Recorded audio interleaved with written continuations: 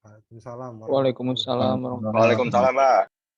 Ya, ini mungkin hari pertama saya bantu ngasih bahan kuliah tentang sah bandar dan dokumen sertifikasi kapal. Tujuan dari mata kuliah ini dengan harapan adik-adik mahasiswa nanti itu setelah lulus dari TS paham mengenai itu kapal sertifikat itu apa sih, terus sah bandar itu apa sih. Nah, itu bayangkan saja seperti mobil aja. Kalau mobil itu kapalnya, nah STNK, terus ada SIM, ada BPKB, nah itu dokumennya. Nah, kalau SIM, STNK, BPKB itu ngurusnya Anda tahu di Samsat. Nah, ini kalau kapal di sah bandar. Gitu. Jadi kira-kira kurang lebihnya itu. Jadi sah bandar itu ini kalau di Kementerian Perhubungan itu dasarnya mengenai tupoksinya itu di PM 34 tahun 2012. Nah, ini adik-adik mahasiswa bisa langsung download aja di internet mengenai PM ini ada ya. Enggak, saya adik-adik paham lah yang gitu-gitu. Enggak susah. Lanjut, Pak. Nah, terkait saya tadi bilang sah bandar. Sah bandar itu apa sih? Ini kayak kalau mobil itu samsat gitu. Jadi sah bandar itu adalah pegawai atau pejabat pemerintah yang mengepalai urusan pelayaran di pelabuhan. Sah bandar dapat disebut juga dengan kepala pelabuhan yang diangkat oleh menteri dengan memiliki kewenangan tertinggi untuk menjalankan dan melakukan pengawasan terhadap jaminan keselamatan dan keamanan pelayaran. Jadi sah bandar itu nanti selain menerbitkan dokumen kapal, juga mengawasi setiap kapal yang mau berangkat dari pelabuhan, misalkan dari Tanjung Perak mau ke Banyuwangi atau mungkin mau ke Singapura ke luar negeri. Nah, itu sebelum berangkat dicek semua dokumennya. Mana? Wow, udah lengkap semua. Sertifikat radionya, sertifikat untuk apa itu konstruksinya, terus kru-krunya itu buku dokumen tentang apa itu buku pelautnya udah lengkap, surat ukur lengkap. Lah, itu lengkap semua dari sekian item, maka kapal boleh diberangkatkan.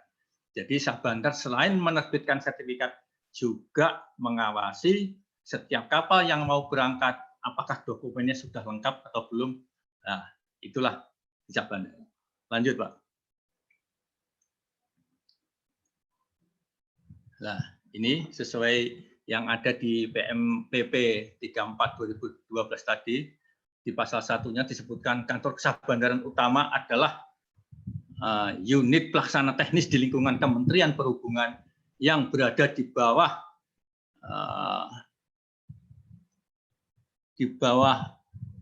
ketutup, bentar, Pak. Dan bertanggung jawab kepada Direktur Jenderal Perhubungan Laut di bawah Kementerian Perhubungan dan bertanggung jawab terhadap Perhubungan Laut. Jadi atasan dari sah bandar itu dirjen, baru kementeri. Kantor sah bandar utama dipimpin oleh seorang kepala. Nah, kalau di PM ini disebut kantor kesah bandaran utama, berarti ada sah bandar yang tidak utama tentunya gitu ya. Jadi adik-adik mungkin kalau sah bandar utama itu di Indonesia hanya ada 4 ya. Jadi sah bandar Tanjung Perak, sah bandar Tanjung Priok, sah bandar Makassar, Pelabuhan Makassar, dan sah bandar Pelabuhan Belawan. Nah, di bawah itu ada sah bandar juga. Kelas 1, sah bandar kelas 2, sah bandar kelas 3, sah bandar sampai kelas 4 itu ada. Gresik contohnya, itu sah bandar kelas 2. Nah, bedanya apa? Kalau sah bandar utama itu berdiri sendiri, tidak campur dengan otoritas pelabuhan. Makanya kantor kesah bandar utama. Terus ada kantor otoritas pelabuhan. Nah, tapi kalau di Gresik atau di Semarang itu namanya KSOP, kantor kesah bandaran dan otoritas pelabuhan. Jadi satu komando membawai 2 unit kesah bandaran dan otoritas pelabuhan. Kalau Surabaya, kepala sah bandar sendiri, kepala otoritas pelabuhan sendiri. Tapi kalau di Gresik, di Semarang, terus di daerah Kalimantan itu digabung kantor kesah bandaran dan otoritas pelabuhan, maka disingkat KSOP. Jadi kalau di yang kelas 1 ke bawah namanya KSOP, itu gabungan Sah Bandar dan otoritas pelabuhan. Nah, selanjutnya, kantor Sah Bandaran Utama mempunyai tugas melaksanakan pengawasan. Jadi ya, mengawasi kapal keluar masuk pelabuhan itu diawasi, dan penegakan hukum di bidang keselamatan dan keamanan pelayaran, serta berkoordinasi dengan pemerintahan di pelabuhan. Nah, dengan siapa sih koordinasinya? Nah, itu ya dengan pihak bea cukai, dengan imigrasi, dengan bea cukai, imigrasi, bea cukai, karantina. Tujuannya apa? Kalau kapal keluar negeri, mana paspormu? Sudah dari segi keimigrasian oke. Terus dari segi barang yang dibawa ke sana, apa urusan dengan bea cukai sudah oke? Oh sudah beres. Terus karantina hubungannya apa? Oh, kalau yang dibawa hewan itu bawa hewan yang sudah benar-benar sudah memang sehat, yang sudah dikarantina sebelumnya. Nah, jadi kira-kira itu. Nah, lanjut Bapak. Pasal 3. Dalam melaksanakan tugas sebagaimana dimaksud pasal 2, kantor Sah Bandar Utama menjalankan fungsi seperti yang tadi dibilang bahwa melakukan pengawasan dan pemenuhan kelautan kapal, keselamatan, keamanan, dan ketertiban di pelabuhan, serta penerbitan surat persetujuan berlayar. Jadi kalau kapal itu sudah pihak nahkoda sudah megang surat persetujuan berlayar, maka kapal boleh lepas dari pelabuhan untuk menuju ke pelabuhan yang dituju. Misalkan dari Tanjung Priok mau kalau dalam negeri ke Banyuwangi, atau ke luar negeri ke Hong Kong, atau kemana, yang penting lepas dari pelabuhan Tanjung Perak setelah menerima surat persetujuan berlayar. Kalau dulu namanya SIB, surat izin berlayar, sekarang namanya surat persetujuan berlayar. Nah, yang kedua, pelaksanaan pengawasan tertib lalu lintas kapal di perairan pelabuhan alur pelayaran. Jadi ngawasi kapal yang mau masuk itu harus tertib, itu harus dipandu. Terus kapal kayak dari Lego Jangkar itu nggak boleh seenaknya, aku mau geser kah 500 meter ke sana lebih enak dari sini, mau ke sana, itu nggak boleh, harus lapor ke Sah Bandar, Pak saya mau geser kapal saya agak ke sana 500 meter atau 1 meter. Jadi setiap olah gerak kapal di perairan walaupun itu tidak keluar, itu tetap dalam pengawasan dan izin dari Sah Bandar. Jadi namanya izin olah gerak. Yang C, pelaksanaan pengawasan kegiatan alih muat di perairan pelabuhan, kegiatan service dan berjalan bawah air. Jadi alih muat itu bisa saja ship to ship transfer. Jadi dia itu ada kapal di tengah laut memindah muatannya ke kapal lain, itu namanya alih muat. Terus kegiatan selbit itu misalkan ada kapal di alur pelabuhan di Tanjung Perak, ada kapal tenggelam. Nah, itu proses pengangkatannya itu atau kegiatan bawah air yang ada itu namanya kegiatan selbit dan bawah air itu. Ngangkat kerangka, pemasangan pipa bawah air itu adalah selbit dan kegiatan bawah air. Kemudian pemanduan. Jadi setiap kapal yang masuk nggak boleh unyu-unyu, harus lewat dipandu dan untuk merapat melakukan penundaan biar kapal itu aman, tidak mentok ke dermaga dengan cara keras, nanti bisa penyot itu. Makanya perlu ditunda dan dipandu itu diarahkan. Nah, masalah pemanduan, adik-adik mahasiswa, kalau sekarang ini masih sedang manual. Jadi artinya kapal yang mau masuk ke pelabuhan Tanjung Perak itu di ujung pangkah pintu masuknya itu ada pilot namanya. Tenaga pilot yang naik ke atas kapal mendampingi nahkoda. Nahkoda 300 meter geser ke kanan ya, soalnya di situ ada kapal tenggelam atau ada gundukan tanah. 500 meter belok kiri, belok kanan, awas di depan ada kapal menyimpang, kita agak geser. Itu tujuan pemanduannya itu. Nah,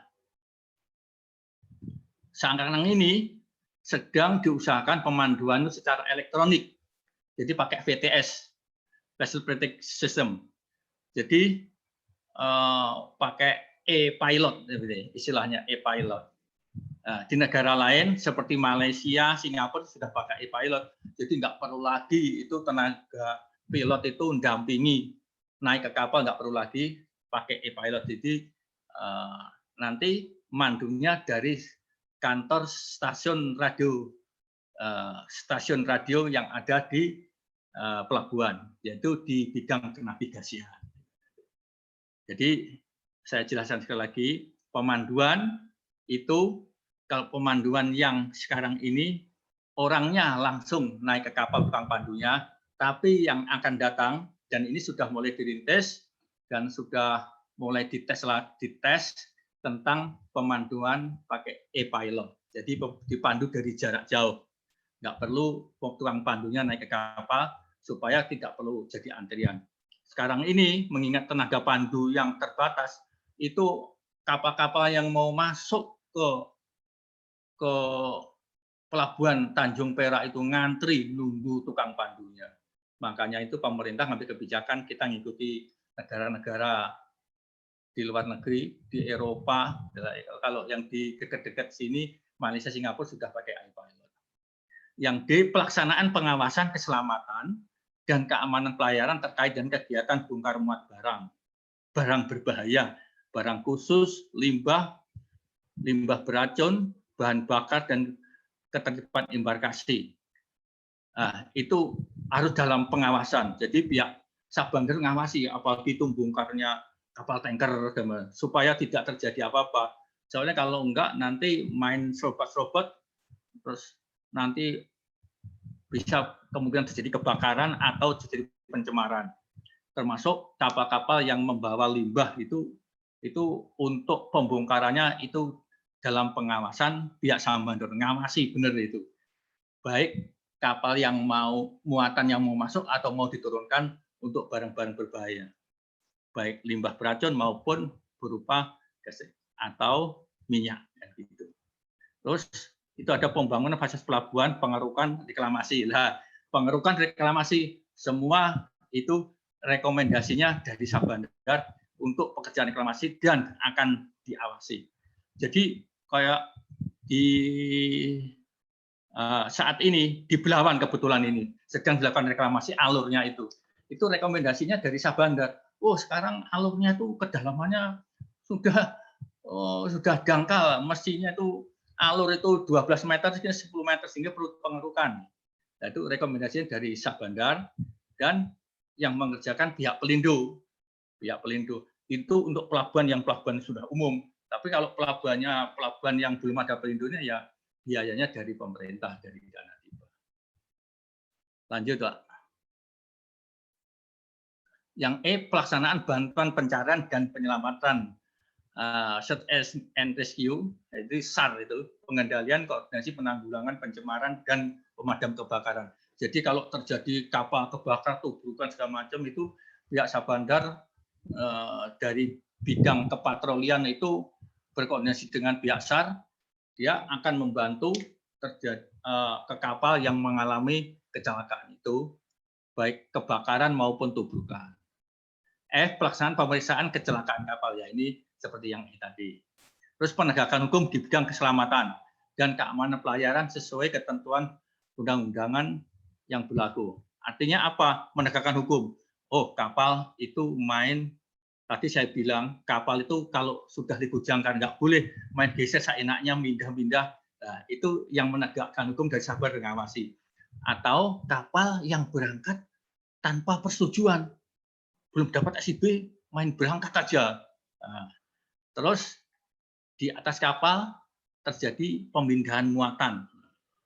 Dia baru keluar dari pelabuhan mungkin 2 mil, pindah muatan ke kapal lain lah. Itu Sabander ikut ngawasi juga.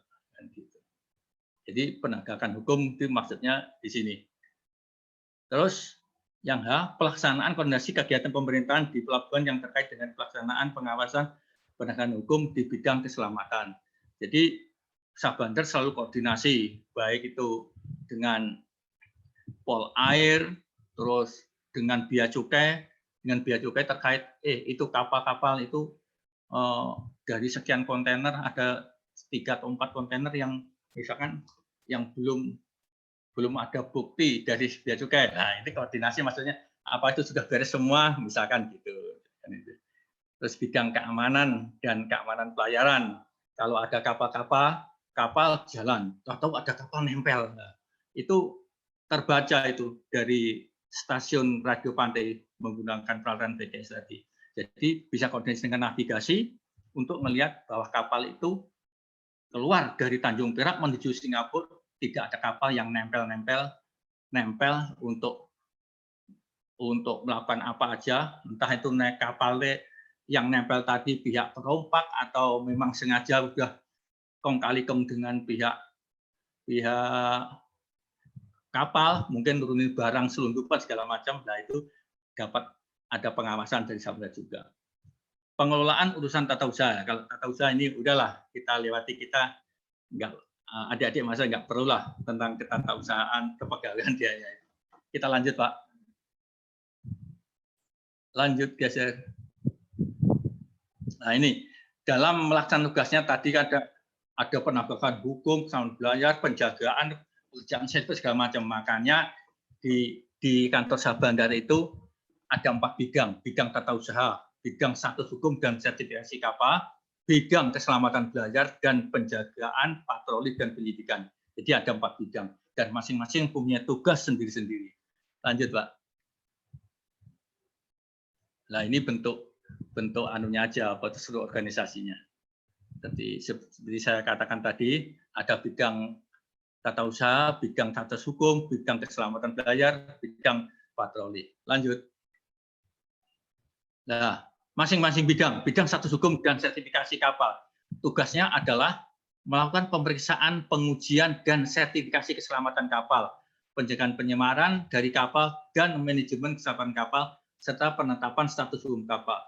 Nah, itu bidang sertifikasi. Terus dalam melaksanakan tugas sebagaimana dimaksud pasal 9 itu, maka bidang status hukum dan sertifikasi kapal menjalankan fungsi melaksanakan pengukuran, pendaftaran, balik nama dan hipotek kapal, serta penyiapan penetapan surat tanda kebangsaan. Pelaksanaan pengukuran, pendaftaran segala macam. Ini kalau adik-adik masa misalkan kerja di perusahaan pelayaran mau nambah kapal, bangun. Nah, kalau kapalnya sudah jadi mau diserahkan, sebelum jadi itu pihak Sah Bandar sudah meriksa, ya, bisa ke lapangan untuk melakukan pengukuran. Nanti dari dasar pengukuran itu dibikin buku pendaftaran kapal. Nah, kalau kapalnya mau dijual ganti nama balik nama kapal.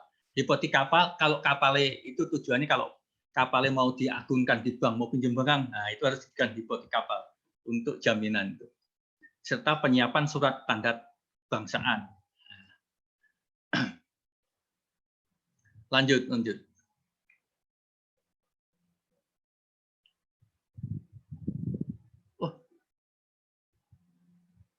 Nah, bidang status hukum dan sertifikasi kapal itu ada 3 seksi. Seksi status hukum. Nah, ini yang terbakaran yang menerbitkan status hukum itu surat ukur, terus apa itu tadi gross akte yang terus itu ada status hukum. Terus ada seksi sertifikasi keselamatan kapal, seksi sertifikasi pencegahan penyemaran itu ditangani sendiri, sehingga adik-adik nanti misalkan lulus kerja dia itu sudah punya bayangan. Kalau kerja di perusahaan pelayaran, kalau pimpinan minta tolong itu dokumen sertifikat tolong diurus. Nah, kalau terkait dengan masalah sertifikat kapal, mau kelaikan atau buku pelaut atau itu surat ukur segala macam, adik-adik sudah punya bayangan. Oh, ini masalah surat ukur, masalah terus akte, berarti datangnya ke seksi ini, ke status hukum. Oh, masalah sertifikat radio mati, sertifikat radio, sertifikat untuk mati. Oh, datang ke seksi sertifikasi keselamatan kapal. Kalau yang terkait dengan masalah pencemaran, deteksi dan pencemaran. Lanjut, Pak. Ya, Pak Aziz, ya. Untuk kebangsaan kapal itu di status hukum kapal ya? Status hukum kapal. Ya. Itu kebangsaan itu kalau kapal-kapal kecil misalnya pas itu Pak. Pas besar, pas kecil. Kalau kapalnya di bawah itu pas kecil, itu status hukum pas itu kebangsaan. Mari. Nah ini tugas-tugasnya. Tadi seksi status hukum kapal bertugas melakukan penyiapan bahan pengukuran, pendaftaran, balik nama, hipotek, surat tanda kebangsaan. Jadi yang pas kalau kapal kecil pas pas besar, pas kecil. Penggantian bendera kapal serta pemasangan tanda selar itu status hukum. Terus kemudian seksi sertifikasi keselamatan mempunyai tugas melakukan pemeriksaan, penilaian rancang bangun kapal, pengawasan pembangunan, perombakan, docking kapal, pemeriksaan dan pengujian nautis teknis radio, elektronika kapal, penghitungan dan pengujian stabilitas itu. Percobaan berlayar serta penyiapan bahan penerbitan sertifikasi keselamatan kapal. Jadi dokumen-dokumen sertifikasi setelah itu tentunya setelah dicek ke kapal ya. Gitu. Itu dilakukan serti keselamatan kapal. Jadi dari 3 seksi ini yang pekerjaan paling banyak ya, seksi sertifikasi. Nah, seksi pencegahan penyemaran dan manajemen keselamatan kapal tugasnya adalah pemeriksaan, pengujian, peralatan, verifikasi, penyiapan bahan penelitian sertifikat yang terkait dengan manajemen keselamatan dan pencegahan penyemaran dari kapal dan untuk pemeriksaan tangki-tangki perlindungan ganti rugi pencemaran. Jadi tangki-tangki apalagi tangki bahan bakar itu benar-benar harus rapi benar itu dicek apakah terus kalau dia tadi kalau kapal itu membawa muatan apalagi kapal tanker segala macam itu tugasnya kelihatan sedikit tapi banyak juga. Pengujian peralatannya itu harus berprinsip jangan terjadi kebocoran kalau bocor karena akan menimbulkan pencemaran. Lanjut, Pak. Nah, kalau tadi bidang status sertifikasi terkait penerbitan dokumen-dokumennya. Nah, kalau ini bidang keselamatan berlayar, ini bagian periksa kapal sebelum berangkat. Makanya bidang keselamatan berlayar ini tugasnya melaksanakan pengawasan tertib lalu lintas kapal di perairan pelabuhan dan alur pelayaran, pemanduan, penundaan kapal, serta penerbitan surat tujuan berlayar. Jadi goalnya sebelum kapal berangkat dicek semua dokumen. Wah ini ada 23 item. Oh ada dan masih berlaku, ada masih berlaku. Oke lengkap, tanda tangan, baru surat tujuan berlayar, surat penerbitan surat tujuan belajarnya baru dibikin. Terus pasal 14-nya, dalam rangka pelaksanaan tugas sebagaimana dimaksud pasal 13, bidang keselamatan berlayar menjalankan fungsi penilaian pemenuhan persyaratan pengawakan kapal. Jadi awak kapal itu yang mau berangkat itu dicek, mana buku pelautmu, ini ijazahmu sudah sesuai belum itu. Misalkan kalau mau alim itu ya harus orang dek kan gitu. Kalau orang mesin harus mesin gitu. Gitu. Penyijilan itu apa Pak Aziz? Apa ya Pak? Penyijilan awak kapal maksudnya apa ya? Penyijilan. Pengecekan awak kapalnya itu di penyijilan itu. Oh, ini apakah belum sesuai dengan kompetensi ya? Iya, betul. Oh, ini harusnya itu harus 15 orang ini. Ini kapal sini berarti alim 1 2 3. Mesinnya juga orang mesin 1 2 3. Kalau orang mesinnya cuma 2, yang perwira mesinnya, oh ini nggak mau, ini kapal besar ini harus misalkan gitu. Loh, ini kapal besar, kapal tanker misalkan sekian DWT yang panjangnya 100 meter. Ini orang mesinnya perwira mesin kok cuma satu mesin 2, KKM dibantu misalkan gitu. Jadi selain jumlah krunya sesuai peraturan, maka ijazah yang dimiliki dari masing-masing kru juga harus memenuhi. Gitu. Bisa saja orang karena pengalamannya walaupun ijazahnya itu belum tingkatan perwira, tapi dia pinter, tapi nggak bisa. Jadi selain mampu, ijazah itu memenuhi syarat, makanya perlu dicek. Iya, makanya penilaian persyaratan pengawakan kapal. Terus penyiapan bahan penerbitan dokumen kepelautan, perjanjian kerja laut, dan penyijilan awak kapal tadi, serta perlindungan awak kapal. C. Pelaksanaan pengawasan tertib bandar dan tertib berlayar. Yaitu seperti yang saya bilang tadi, kapal yang lego jangka itu nggak boleh seenaknya main pindah-pindah. Jadi kapal kalau mau bergeser itu harus lapor di bidang keselamatan berlayar. Jadi ketika tadi kapal dari luar terus dipandu, terus lego jangkar, wah ini karena ngantri yang di dermaga masih penuh, kapal masih berhenti dulu. Nah itu ketika mau bergerak lagi harus tetap lapor ke Syah Bandar, itu di seksi tertib bandar yang menangani. Jadi itu. Lanjut, Pak. Wah, ketutup. Pemeriksaan kelaikan kapal, pelaksanaan penerbitan surat tujuan berlayar. Ya, kalau dicek semua sudah lengkap, baru persetujuan berlayar. Pelaksanaan pengawasan kapal asing port state control. Maksudnya yang F itu kita sebagai negara pelabuhan, jadi port state control itu tenaga orang yang meriksa anak buah di Syah Bandar namanya port state control officer. Jadi maksudnya ini yang dikontrol, yang dicek adalah kapal asing, kapal dari Thailand, bendera Hong Kong atau bendera Singapura. Nah, itu kita sebagai port state control artinya, sebagai pengawasan kapal asing sebagai port state.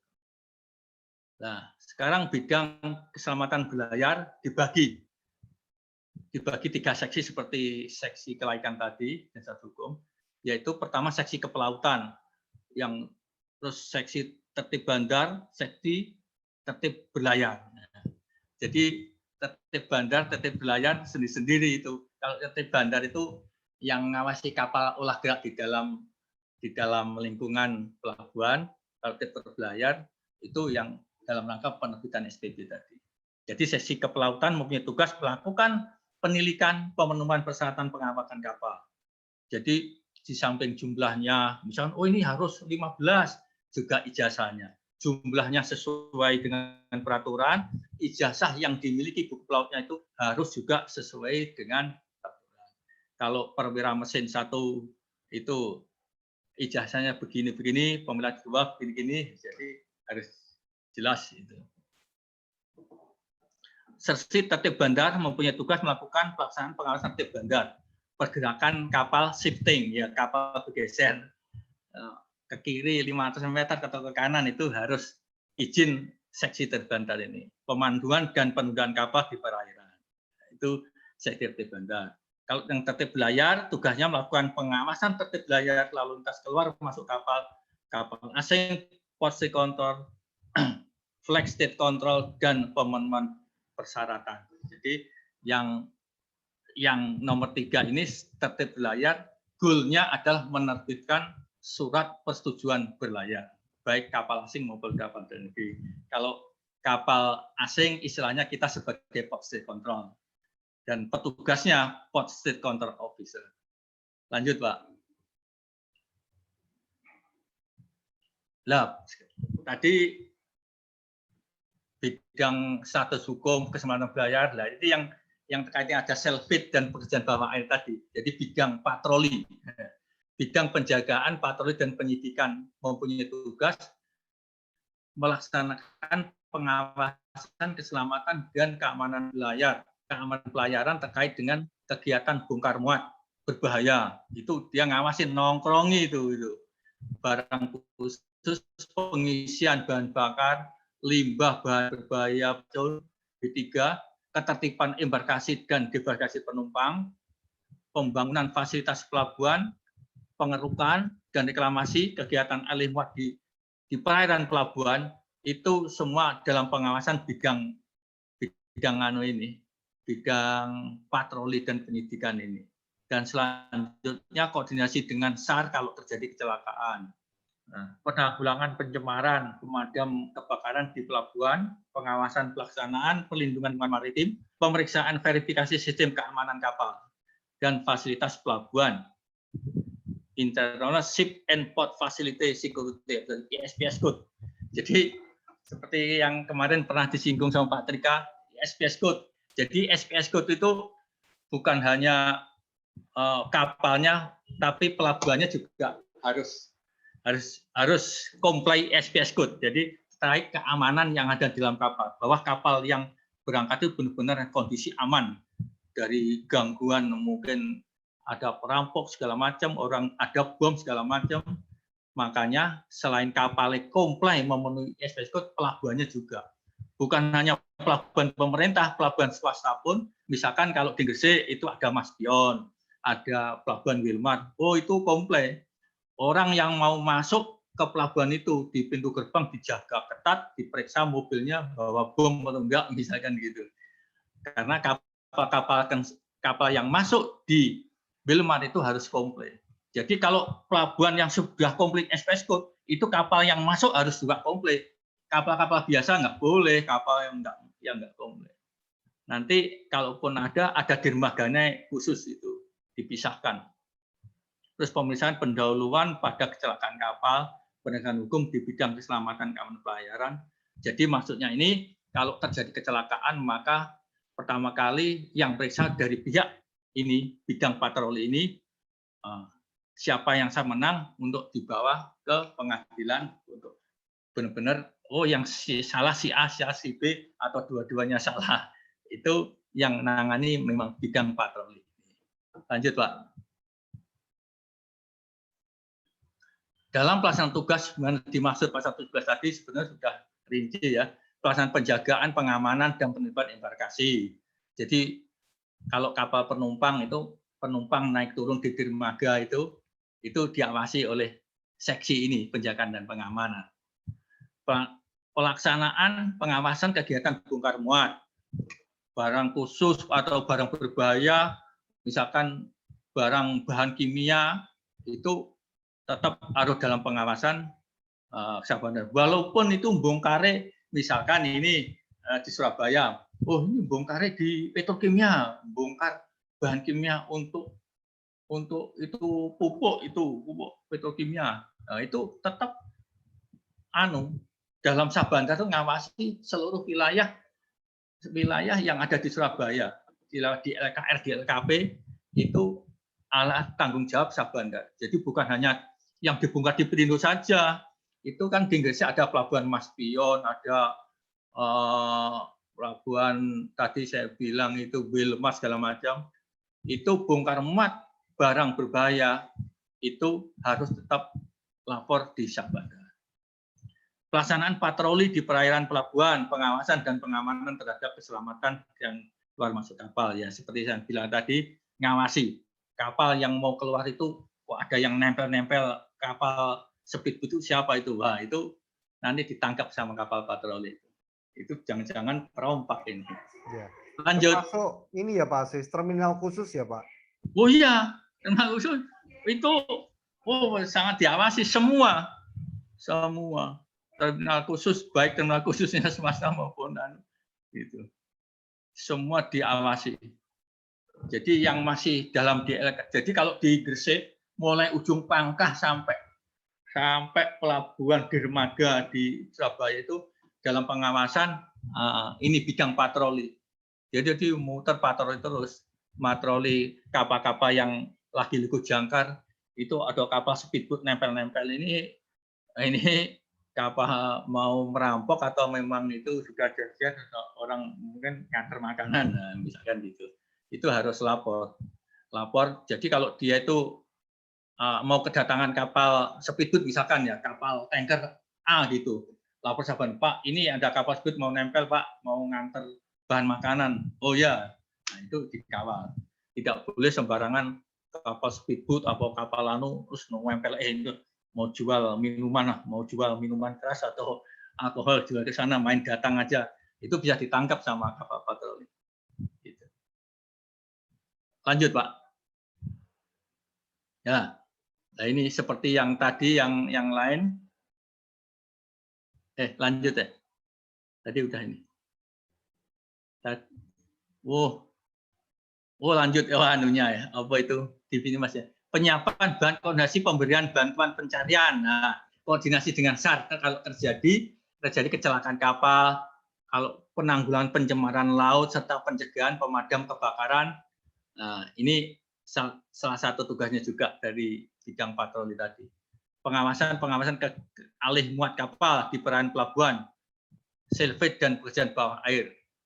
Pekerjaan silvit itu dan bawah air itu misalnya pengangkatan kerangka, pemasangan pipa bawah laut yang ada di wilayah pelabuhan itu dalam pengawasan pihak Syah Bandar. Kan ada pekerjaan pipa bawah laut, kabel bawah laut, terus pekerjaan pengangkatan kerangka misalkan, itu tanggung jawabnya pengawasan dari bidang patroli tadi.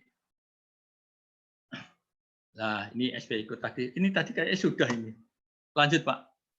Kayak SP itu. Nah, bidang penjagaan patroli dan penyidikan terdiri atas seksi penjagaan, patroli, dan penunjang keselamatan belayar. Seksi penjagaan, jadi sesama seperti bidang-bidangnya tadi ya, masing-masing ada 3 seksi. Bidang patroli pun ada 3 seksi. Seksi penjagaan, ya penjagaan tugasnya melakukan penjagaan, pengamanan, dan penitipan embarkasi tadi. Penumpang naik turun, atau bongkar muat barang, minyak, segala macam. Nah, itu yang saya bilang tadi di bawah seksi penjagaan. Lanjut, Pak.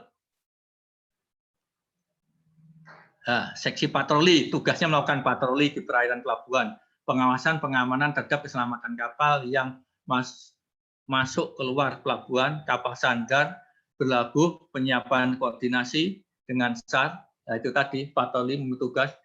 Jadi kapal-kapal yang sudah lego jangkar itu kalau kedatangan kapal speedboat atau kapal ikan, nah itu dia yang ngawasi. Kapal itu bergeser tanpa ada izin, nah dia yang mengawasi. Terus kapal itu main enak aja membuang, melempar minyak keluar, membuang sampah atau apa itu keluar kapal. Nah, itu dia itu ngintip dari jauh itu supaya tidak terjadi pencemaran laut. Membuang kotoran dari dalam, wah buang aja ini nggak ada, misalkan. Terus lanjut. Seksi. Nah, kalau ini contoh sertifikat saya ini contoh sertifikat adik-adik mahasiswa. Ini saya ngambil kapal tanker yang tadi. Yang tadi yang kapal tanker kok. Ini KL Sinar baru, Pak. Kapal layar motor. Yang ini ya? Oh ya. Ya kita awali yang satu-satu. Tadi pertama yang ya. Udah ini. Ini kapal tanker. Kapal supply ini. Anchor handling tug, Pak. Ya, ini kapal supply. Misalkan supply itu kapal kerja, kapal untuk supply untuk kerik atau pengeboran minyak, bawa peralatannya, bawa ininya, barang-barang gede, itu dia yang nganter. Nah, seperti yang tadi, bahwa sertifikat kapal itu banyak, tapi tidak semua kapal itu jumlahnya sama. Macam-macam. Ini misalkan nanti sebagai pembanding aja, makanya tadi ada kapal handling charge, kapal tanker, ada kapal layar, itu biar adik-adik bisa membayangkan, kalau kapal jenis gini sertifikatnya macam-macam banyak gitu. Kayak surat kebangsaan, itu surat kebangsaan, surat laut, terus lot lain itu. Terus ini ada sertifikat garis muat itu. Yang ngeluarin ini ABS. ABS itu kalau di kita BKI ya adik-adik ya. BKI. Nah, kalau surat laut Jakarta itu maksudnya di Dirkapal, kantor pusat aja di kantor pusat di Dirkapal. Nah, kalau surat ukur di Batam. Jadi sertifikat itu intinya, Dek, sertifikat itu yang diterbitkan oleh Syah Bandar itu sifatnya sementara. Kalau nanti sudah 6 bulan harus diganti. Jadi sertifikat tetap itu yang nerbitin Jakarta di kantor pusat namanya Dirkapal, Direktorat Perkapalan dan Kepelautan. Yang di luar 1 km. Ya ini macam-macam kan. Ini biar adik-adik tahu kalau kapal untuk kapal kerja anchor handling tug. Sertifikatnya macam-macam begini ini. Kebetulan ini benderanya Indonesia. Tapi karena ini kapal itu dari kapal asing boleh. Ada surat lot lainnya tuh dari ABS boleh. Tapi sertifikat konstruksi, sertifikat apa itu nggak kebaca. Cargo Safety Equipment Certificate. Itu bisa dari BKI ya. BKI itu dengan ABS sama. Kalau BKI Indonesia, ABS American Bureau of Shipping itu Amerika nggak salah ya Pak ya? Ya, Ya Amerika. salah. Mungkin saya Nah. tambahi Pak Aziz penjelasannya. Ya. Jadi gini dek, adik-adik ya semua. Ini semua adalah kalau dilihat ya, ini kan daftar checklist dari apa?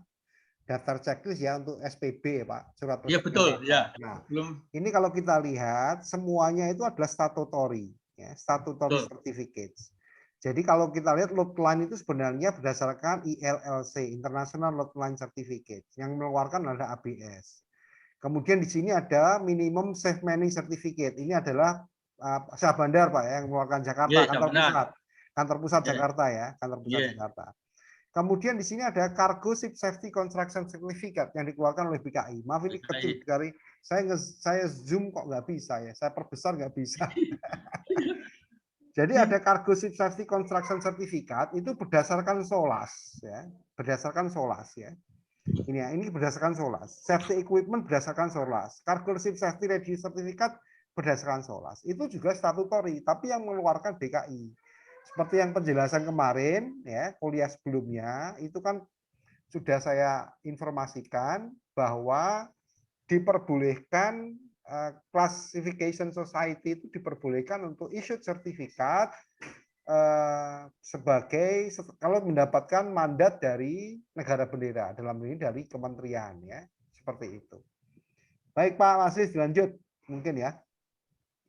Jadi yang tadi nggak kebaca itu ya, itu yang ada BKI 3 itu ya. BKI itu diantaranya Cargo Ship Safety Construction Certificate, Cargo Ship Safety Equipment Certificate,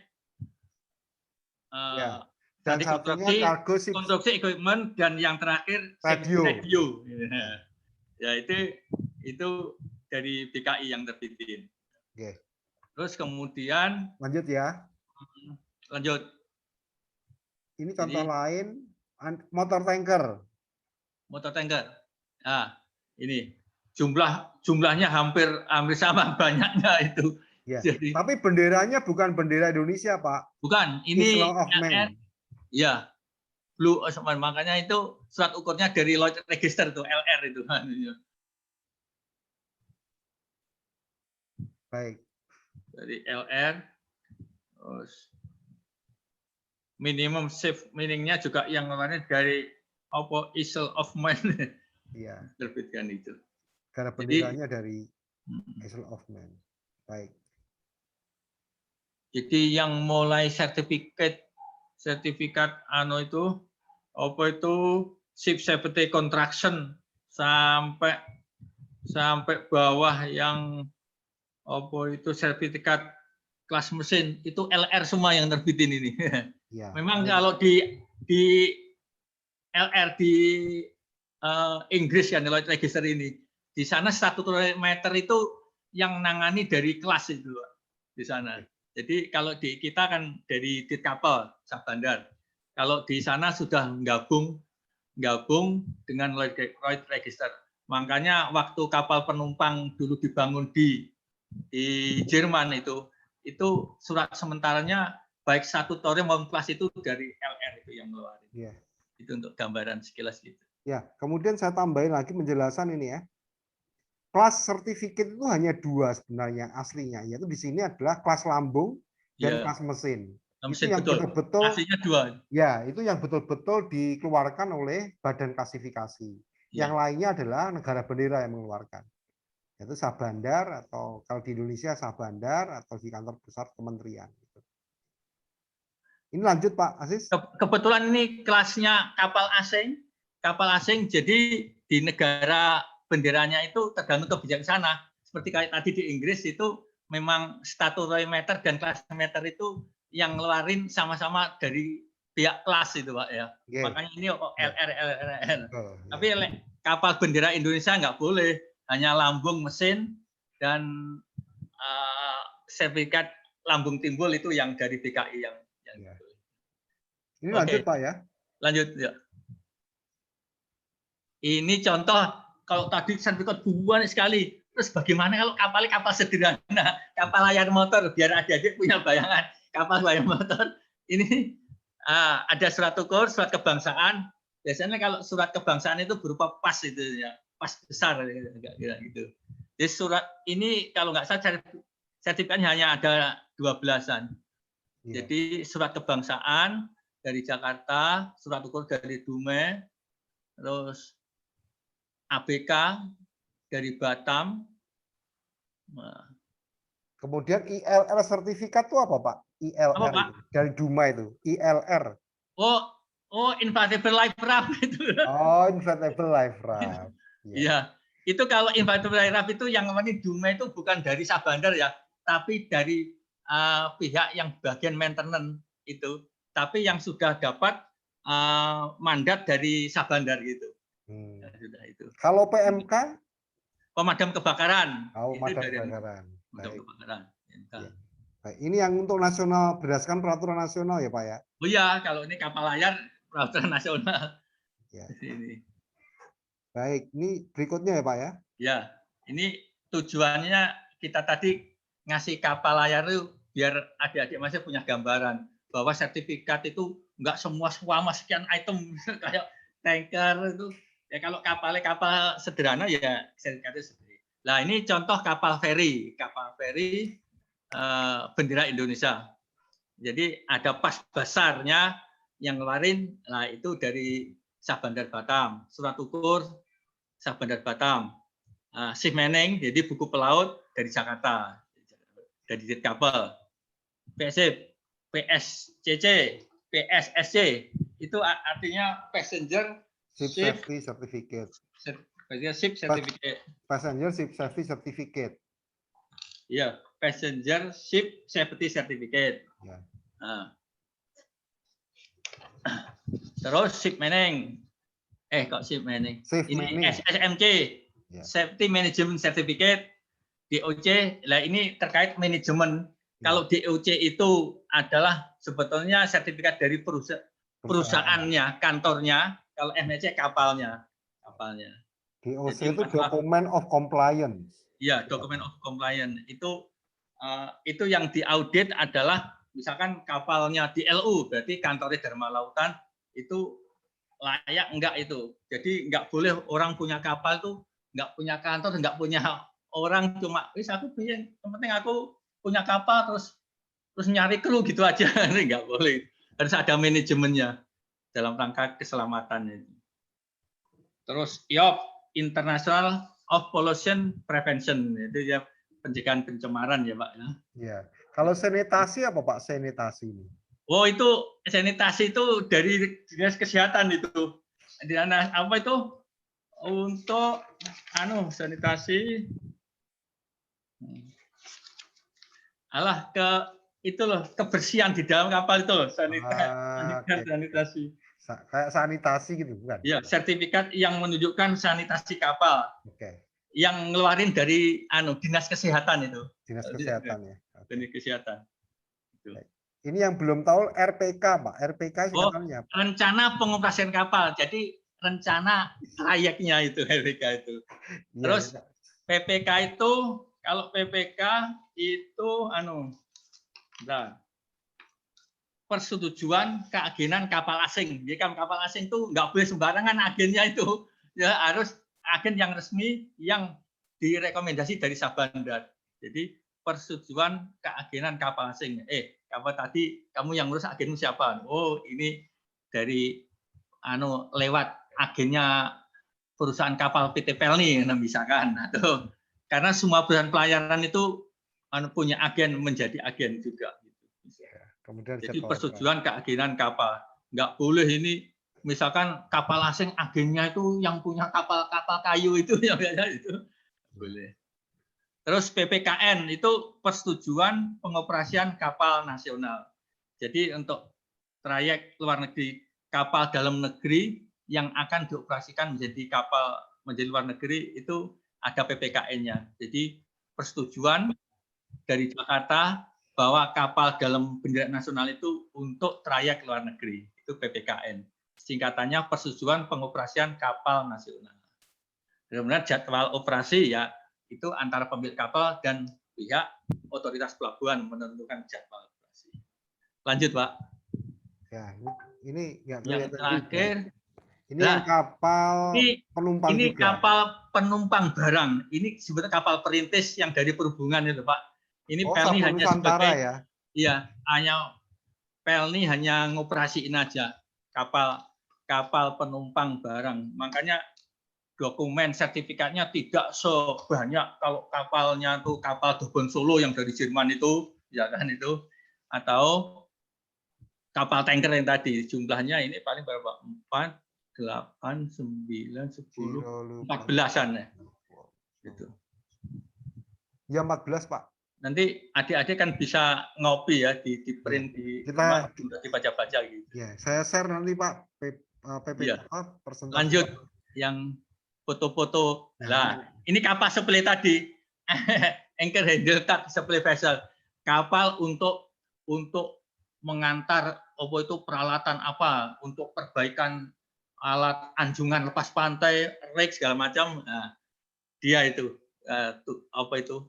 pakai kapal handling itu atau fungsinya ya, fungsi.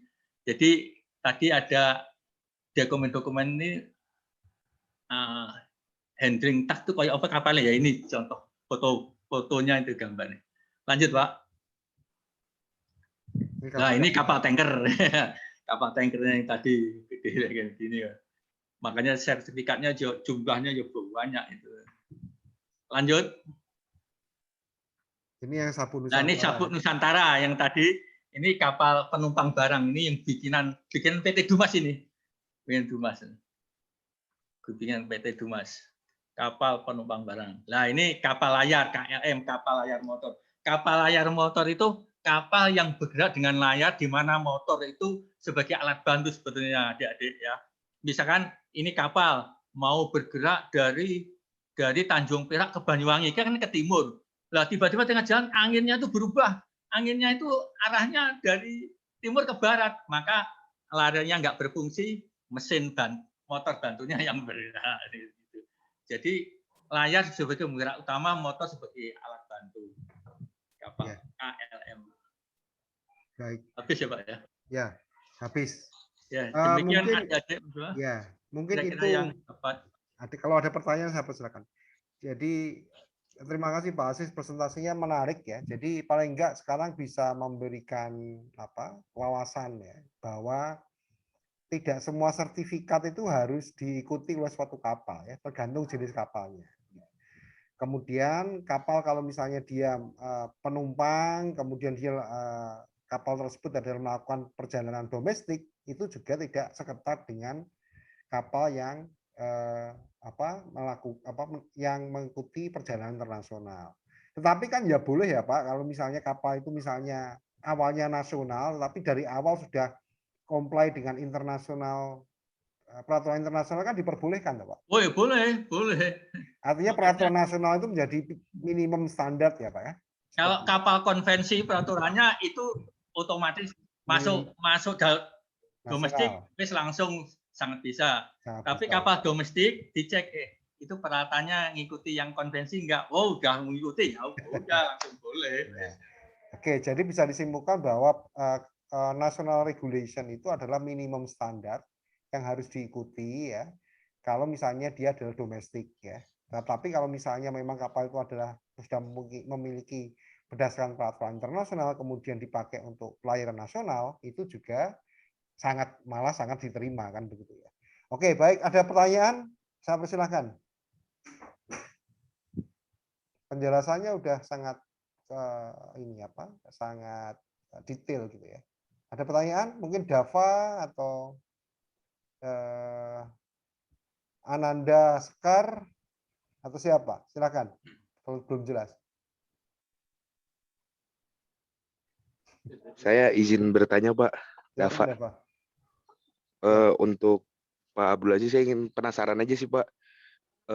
Biasanya, Pak, kalau misalnya untuk Syah Bandar gitu, Pak, tadi kan sudah dijelaskan, Pak, pemberian izinnya. Nah, untuk kasus-kasus di lapangan banyak sekali, Pak, yang kapal-kapal, terutama mungkin kapal-kapal yang bukan untuk rute internasional, Pak, yang mungkin di rute domestik gitu-gitu, itu sering banget terjadi kecelakaan, Pak. Nah, sebenarnya kalau misalnya terjadi kecelakaan gitu, biasanya Syah Bandar itu termasuk salah satu pihak yang bertanggung jawab atau enggak sih Pak? Makasih Pak. Terima kasih. Jadi makanya dicek dulu. Ini kapal tadi, kalau kapal itu sebetulnya tidak layak, tapi